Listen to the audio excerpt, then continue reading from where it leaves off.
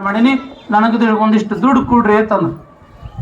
ಆಗ್ಲಂತ ವಿಚಾರ ಮಾಡ್ಕೊಂಡು ಕೊಡ್ಬೇಕು ಅನ್ನೋದ್ರೊಳಗ ಅವ್ರ ಮಗ ಟಾಟಾರ್ ಬಿರ್ಲಾರ್ ಮಗ ಒಂದು 8ನೇ ಕಿಮ್ಮತ್ತಿರುವಂಥ ಒಂದು ಕಡ್ಡಿ ಪೆಟ್ಟಿನ ಮಗಳು ಕುತ್ಕೊಂಡು ಕಡ್ಡಿ ಪೆಟ್ಟಿಗೆ ಇರ್ತದೆ ಅವನ ಕೈಯಾಗ. ಒಮ್ಮೆ ಮುರಿದು ಬಿಟ್ಟ.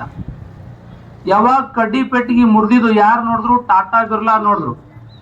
ನೋಡಿ ಹುಡುಗನಿಗೆ ಒಂದು ಕಪಾಳಿ ಕೊಟ್ಟು, ಎಲ್ಲ ಜನರ ಮುಂದೆ ಒಂದು ಕಪಾಳಿ ಕೊಟ್ಟು ಕಿವಿ ಹಿಡಿದು ಒಳಗೆ ಒಯ್ದರು. ಆಗ ಮದನ್ ಮೋಹನ್ ಮಾಳವಿಯಾ ಅಂದ್ರು, ಈ ಮನುಷ್ಯ ಟಾಟಾ ಬಿರ್ಲಾ ಅಂದ್ರೆ ನಮ್ಮ ದೇಶದ 1 ನಂಬರ್ ಶ್ರೀಮಂತ. ಕೇವಲ 8ನೇ ಕಿಮ್ಮತ್ತಿರುವಂತ ಒಂದು ಕಡ್ಡಿ ಪೆಟ್ಟಿಗೆ ಮುರಿದಿದ್ಕ ಮಗನಿಗೆ ಒಂದು ಕಪಾಳಿಗೆ ಹೊಡೆದು ಕಿವಿ ಹಿಡಿದು ಒಳಗೆ ಒಯ್ದನ ಅಂತಂದ್ರ ಇವ ಏನ್ ನಮಗೆ ದುಡ್ಡು ಕೊಡ್ತಾನ, ಇವ ಏನ್ ನಮಗ್ ದುಡ್ಡು ಕೊಡ್ತಾನ ಅಂತ ವಿಚಾರ ಮಾಡಿ ಹೋಗ್ಬೇಕನ್ನೋದ್ರೊಳಗ ಟಾಟಾ ಒಳಗಿಂದ ಹೊರಗಡೆ ಬಂದ್ರು. ಕುತ್ಕೊಳ್ರಿ, ಯಾಕೆ ಹೊರಟ್ರಿ, ಕುತ್ಕೊಳ್ರಿ ಅಂತಂದ್ರು.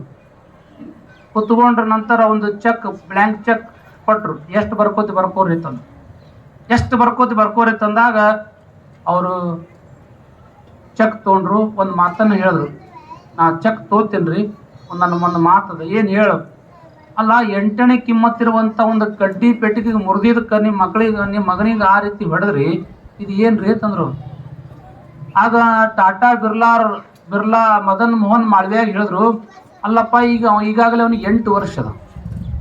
8 ವರ್ಷ ವಯಸ್ಸು ಇದ್ದಾಕರ 8ನೇ ಕಿಮ್ಮತ್ತಿರುವಂಥ ಕಡ್ಡಿ ಪೆಟ್ಟಿಗೆ ಈಗ ಮುರಿದ್ರ ಮುಂದೆ ದೊಡ್ಡನವಾಗಿ 8 ಕೋಟಿ ನಾಶ ಮಾಡಬಾರ್ದಂತ ಹೊಡೆದಿನ ಹೊರತಾಗಿ ಮತ್ತೆ ಎದಕ್ಕೂ ಕೂಡ ಹೊಡೆದಿಲ್ಲ ಎಂಬ ಮಾತನ್ನ ಮದನ್ ಮೋಹನ್ ಮಾಳವಿಯಾ ಅವರಿಗೆ ಟಾಟಾ ಬಿರ್ಲಾ ಹೇಳಿದ್ರು. ಅದ್ರ ಸಲುವಾಗಿ ಮಕ್ಕಳಿಗೆ ಒಳ್ಳೆಯ ಸಂಸ್ಕಾರ ಕೊಡ್ರಿ, ಭಾಳ ದೊಡ್ಡ ವ್ಯಕ್ತಿ ಆಗ್ತಾರೆ. ಯಾಕಂದ್ರೆ